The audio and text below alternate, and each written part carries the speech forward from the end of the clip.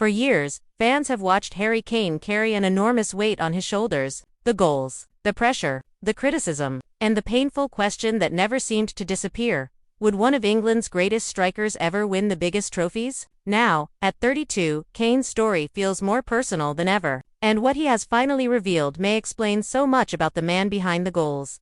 Harry Edward Kane was born on July 28, 1993, in Walthamstow, London, England. From a young age, football was more than just a game to him. It became a dream, a purpose, and eventually, a responsibility. Kane grew into a player known for his intelligence, discipline, and remarkable ability to remain calm when everything around him was falling apart. But behind that calm exterior was a competitor who desperately wanted to prove himself.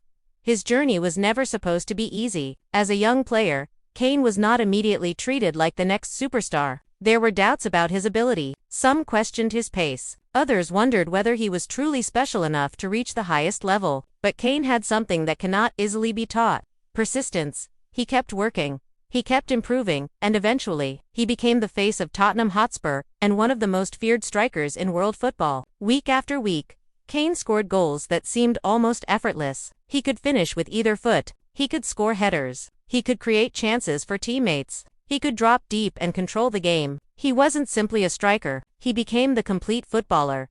But success brought another kind of pain.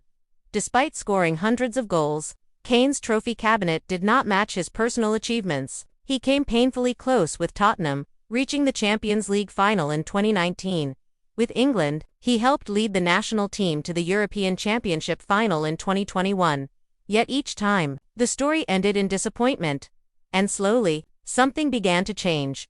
The conversation stopped being about how many goals Kane could score. Instead, people started asking whether his career would be remembered for what he won or what he failed to win.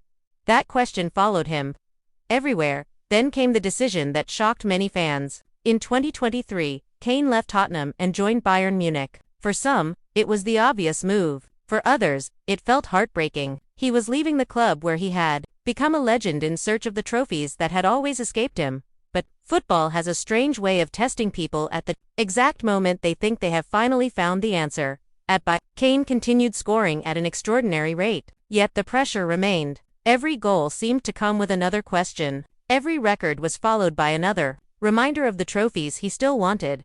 And this is where Kane's story becomes bigger than football, because perhaps what we all suspected was never simply that Harry Kane wanted to win.